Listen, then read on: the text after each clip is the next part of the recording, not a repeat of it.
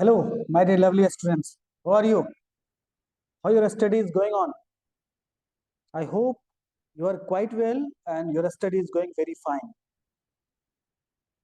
Today we are discussing the chemical properties, lecture number 17, the reductions of aldehyde and ketones, that the Clemmensen reductions and Wolff-Kishner reductions. With the mechanism, we understand each and everything. So let's start. Student, first we discuss that the Clemmensen's reduction. Clemmensen reduction. So what the Clemmensen's reduction, students? Clemmensen's reductions that convert aldehyde or ketone or carbonyl group. Especially what I'm telling you, aldehyde and ketone convert into the alkane. Okay. Aldehyde and ketone that will convert into the alkane. See here how it will happen. C double bond O R Zn Hg and conc HCl. So what happened? R, H and H means alkane is going to form. Let's understand one reaction. Suppose you have CH3 C double bond O CH3 and Zn Hg conc HCl, that will form CH3 CH2 CH3 means your ketone converted into alkane. Student, how it's happened? Let me tell you, whatever metal substances you have taken, suppose here you have taken the metal like zinc. Okay, so in zinc we are using in the Clemmensens we are using the zinc metal. Similarly, students, in the Na or lithium we are taking with liquid ammonia. As you remember, in the hydrocarbon we have studied, this is called Birch reduction. Birch reductions we have done in the hydrocarbons. Similarly, students, sodium and ethyl alcohol is called bivalent reductions. What we can say? Bivalent reduction. So, what I would like to tell you, in all these three reactions, we have taken the metal, sodium or lithium or zinc. Student, whenever you are taking as a metal, a metal is involved in the reactions, that mechanism is called metal hydride reductions. So in all these things, all the three reactions, even though you can take that Stephen's reaction also. So now whenever you are taking the metals, that is based on the mechanism is metal hydride reduction. What is the purpose of metal? Student, purpose of metal is act as a source of electron. Metal will act as a what? Source of electron. What? Metal will act as a source of electrons. Okay. So how it will act as a source of electron strands? We understand in the mechanism of carbonyl compounds. See here. First, you know what is the character of metal? Metal character is loss of electrons. Metals lose the electrons. So either the sodium, lithium, tin or zinc, all these metals will lose the electron. Similarly, zinc also will lose the electron. So what happened here? I am talking about Clemmensen's reduction. Zinc metal first dissolve in acid because we have taken in the HCl. So zinc metal dissolve in the acid and give up to 2 electrons. Remember that zinc oxidation state is 2. So zinc Zn2 plus 2 electrons. So those 2 electrons, so when zinc metals dissolve in acid, it give up 2 electrons. Just you can see here 2 electrons. Fine. So the 2 electron reduce the carbonyl group. These 2 electrons, what this 2 electron reduces the carbonyl group. Correct? How it will happen? What I wanted to tell you from all these steps. From these steps, what I wanted to tell you that metal gives 2 electron to carbonyl group. Correct? Because carbonyl group act as a electrophilic center. Because carbon act as electrophilic center, give the carbonyl group. Why? Because the carbonyl it act as a electrophilic parts, okay, which gains the 2 electron, which take up the 2 electrons and becomes anions and form the anions. Okay, so how? See that. See, we have taken the R and R dash, double bond O.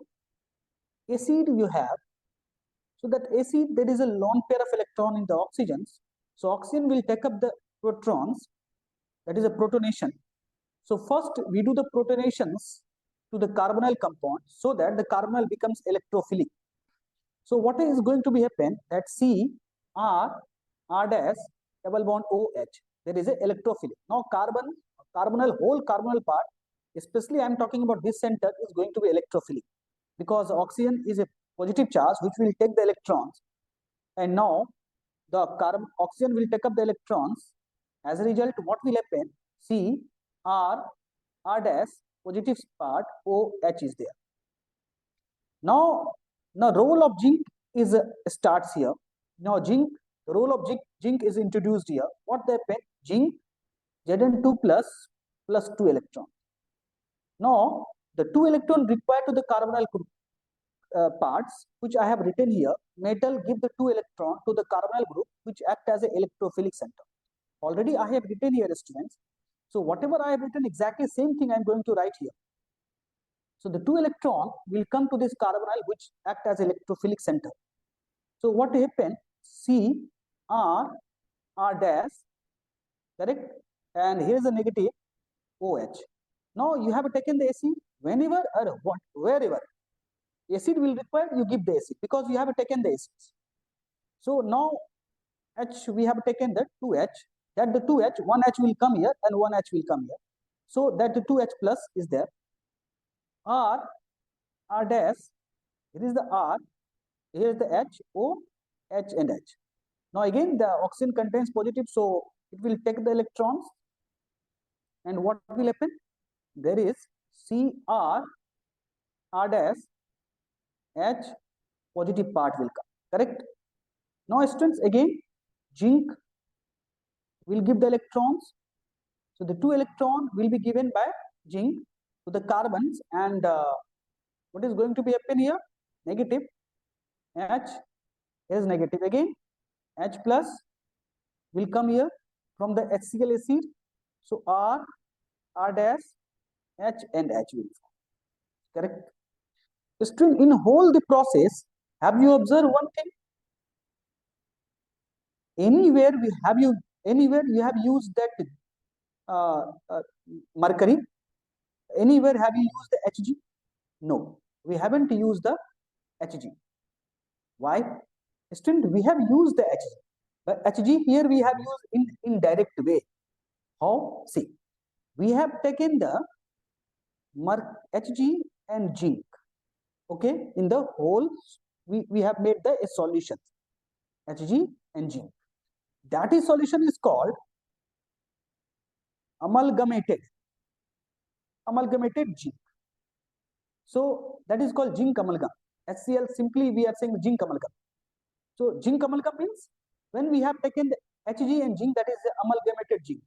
So amalgamated zincs work directly, not involved in the reaction, right? So not directly, not participate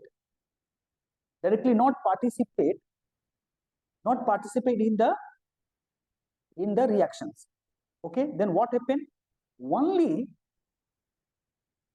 provide clean active surface to metal. That's it. So that reaction can happen smoothly. So I hope you understood why we are taking the mercury. that is amalgamated zinc will form. That's it. Now, the question is, sir, where we use the Clemmensen's CS22? In the Clemmensen's, you have observed we have taken the acid. So Clemmensen's, we have taken the acid. It means those compound which are basic group attached, which is called acid sensitive. Clemmensen's is not used. So first we write the limitations where the Clemmensen's is not used. See here, Clemmensen reduction is not preferred for compounds which have acid sensitive group. Acid sensitive means basic substances. For example, OH we cannot use, alkene we cannot use. Means this group, if these things attach, the reaction will not happen. Alkyne or ethers, for example, understand it. What do you think? Here we have taken that C double bond O and CH, and at this position there is a NO2 group attached. Student, when we take the ZnHg and HCl, do you know what things will happen? That NO2 will be reduces along with this. So there is compound will form CH2 CH3, and here is that NH2 will form. Right. So NO2 will convert it to NH2. The reduction will happen. Again, one more example. See here. If you have taken like that C double bond OCH3, and suppose we have taken here the OH group. Okay, OH group we have taken. Students, we cannot use that is the Clemmensen's is not appropriate here. So suppose you have a given option Clemmensen's or Wolff kishner, we cannot use the Clemmensen's because Clemmensen's here is the acidic part which will destroy the basic part of OH group, and ultimately what will happen that the CH2 CH3 will form along with the chlorine attached. If you want to form like that, then okay. Otherwise, there is no use. We cannot use here Clemmensen's reductions. Okay. If you want to form the chlorine, if your product is given, then fine. If you have an option, in the option there is not given in that chlorine like that, OH is retained there, only this position is converted to, then you cannot use the Clemmensen's reactions. Okay. Student, I hope you understood what I am telling you. Now, see here, we go with that where Wolff kishner reductions. See here, Wolff kishner reduction. Students, in the Wolff kishner reductions, first we understand similarly, if you have aldehyde or ketone, that will convert into alkane. But Wolff kishner is a basic process. Clemmensen's is an acidic process. Now, first to understand the reaction, C double bond O, we have taken the R or R as anything, H2N, NH2. Hydrogen we have taken. So OH2 will remove. OH2 will remove, and the compound is formed hydrazone. And NH2, hydrazone is formed. Hydrazone is formed. Now this hydrazone react with the potassium hydroxide and ethylene glycol and heat. So then we understand here the RHH means alkane will form. See that example. Suppose you have that benzaldehyde, CH2, C double bond, OCH3, not benzaldehyde. I have taken different compound. So now, what happened? NH2, and first and second we have taken that KOH, ethylene glycol, and third we have that the heat we have supplied. Then what happened? That will converted into CH2, CH3 will form. Correct? Are you observing? Now the whole process we understand how it will happen. See students. That is very, very interesting. Their mechanism is very, very interesting. Why I am telling you? We start from the hydrogen. Okay? We start from the hydrogen. Means first it reacted and formed the hydrazine. Okay, so we start the mechanism from the hydrazine. See here, student, C R double bond N, and H and H is there. We take here the potassium hydroxide base, means OH minus we take, and that's move into the deprotonations.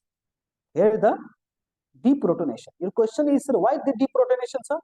Because through deprotonation, the compound will undergoes into the resonance.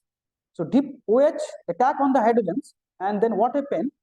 The whole process will go into the resonance. Okay, double bond N and H, and here is the lone pair.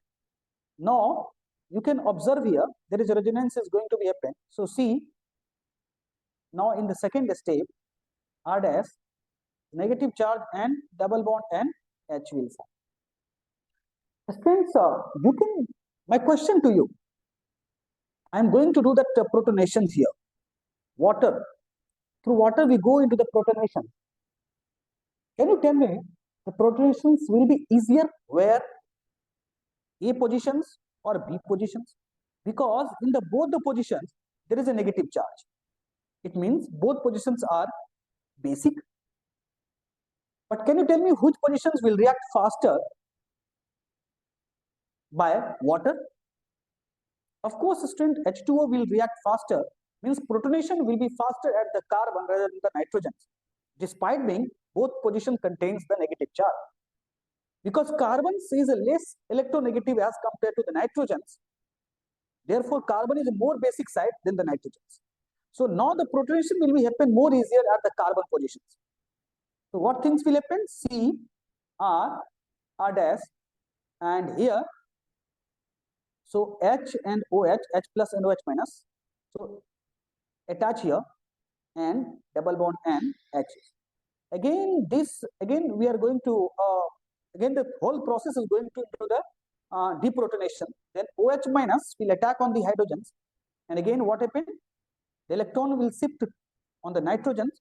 C R dash H single bond N and double bond N, and here is the negative charge. Student, ultimately what I wanted, why we have done the deprotonation?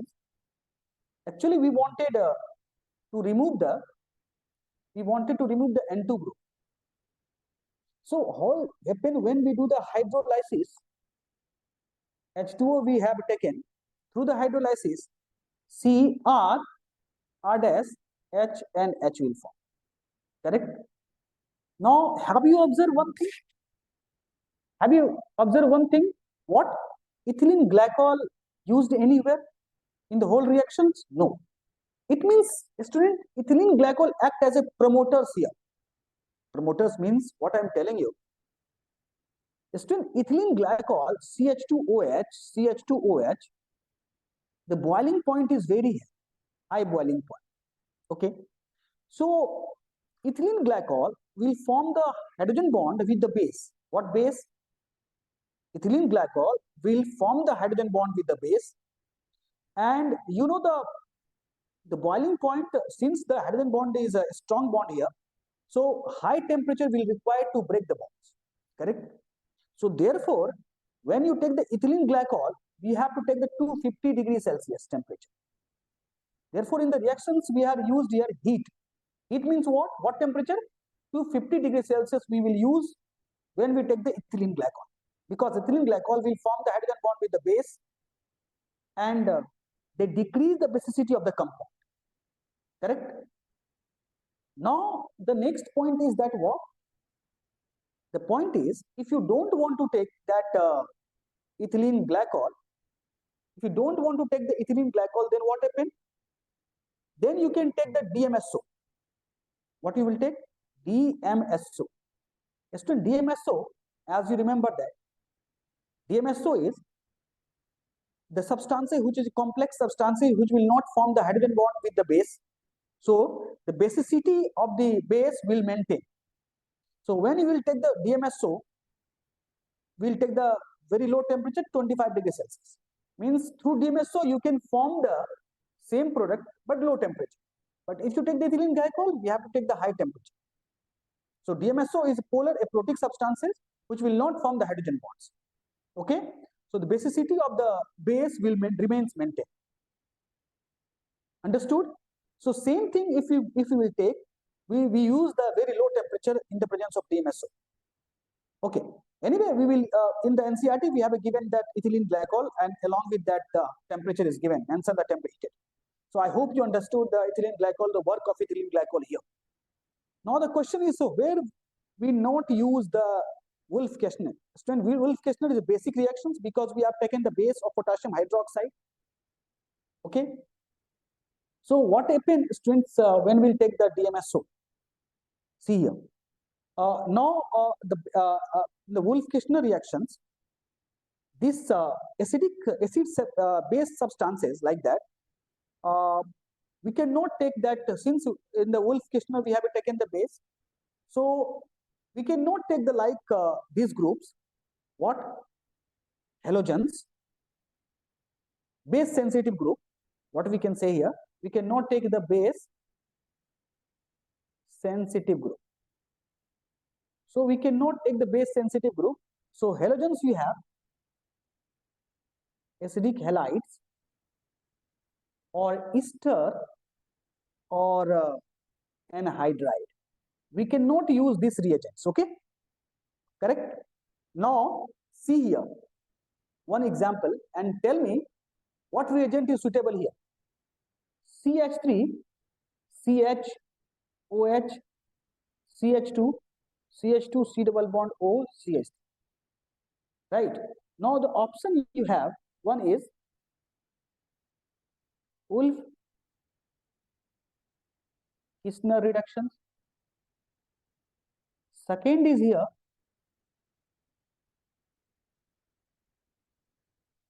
Clemmensen's reductions. See here, third, that lithium aluminum hydride. Fourth, sodium borohydride. Can you tell me which reagent is suitable for these reactions to convert into the compound like that? CH3, CH, OH, CH2, CH2, C double bond O, CH3. Which reagent is suitable? Students, think about it. Of course, student, OH remains on the same positions. So we can use the Wolff-Kishner reductions, not a Clemmensen's. Clemmensen's remove the OH and form the Cl here. So understood that which reagent we will use and what the product will form. Okay, students, one more example. Let's understand through one more example. See here, here is that C double bond OCH3. Okay, and you have the CH2, N plus, and here is the CH3, all three. Can you tell me what happened? What product will form? CH2, CH3. Okay. Students, here I have done the wrong. Here is that we will take that CH2. Okay. Sorry, here we have done the wrong. Now you can correct it. CH2. Okay, students, see here. So can you tell me what product will form? Here is that CH2, N plus, and CH3, all three will form. So in the above convergence, how it will be happen? Option A, Wolff-Kishner reductions. Second, we have B, Clemmensen's reductions. C, lithium aluminum hydride, and D, NaBH4. Can you tell me which reagent is suitable for here? C, student, tell me which reagent is suitable here. Just tell me, think about it and tell me which reagent is suitable here. This is the acidic part, N plus, and this substance is acidic part. Can you tell me which reagent is suitable here? Students, see, this is the acidic part. You cannot use the Wolff-Kishner because Wolff-Kishner is the basic part. So students, Clemmensen's is the favorable for these reactions because it is an acidic part. Okay. So I hope you understood that whole Clemmensen's and Wolff-Kishner reduction. Students, thank you so much. Have a nice day. Take care yourself. Thank you.